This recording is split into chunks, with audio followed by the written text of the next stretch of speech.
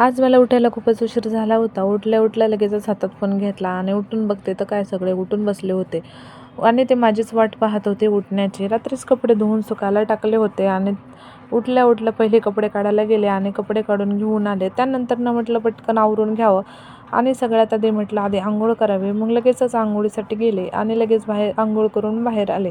त्यानंतरनं घरात पडलेला सर्व पसारा आवरून घेतला. आधी सर्व अंथरूण उचलून घेतले आणि त्यानंतरनं घरातली साफसफाई करायला सुरुवात झाली. सगळ्यात आधी घराला झाडू मारून घेतला आणि झाडू मारून झाल्यानंतर म्हणजे बरेच दिवस झाले घरात देवपूजा केली नव्हती. आज देवपूजा करून घ्यावी, तर आज मस्त फ्रेश वाटत होतं देवपूजा केल्यानंतरनं. देवपूजा झाल्यानंतरनं मग सगळ्यांसाठी नाश्ता बनवायचा होता. मग नाश्त्यासाठी आज काय बनवावा विचार पडला होता, तर आज मी नाश्त्यासाठी चहा आणि सिंपल मस्त पोहे बनवले होते. त्याच्यावर मस्त फरसाण टाकून सगळ्यांना दिले.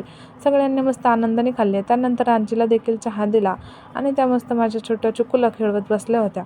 त्यानंतरनं लगेचच मग मी देखील नाश्ता करून घेतला. मीही चहा आणि टोस्ट खाऊन घेतले. बाळाला खेळवत खेळवत माझा नाश्ता पूर्ण झाला आणि त्यानंतरनं माझ्या मिस्टरांनी मला थोडंसं काम सांगितलं होतं, ते देखील करून घेतलं. त्यांच्या कपड्यांना फिटिंग करायची होती तर मशीनवर ते करून घेतले.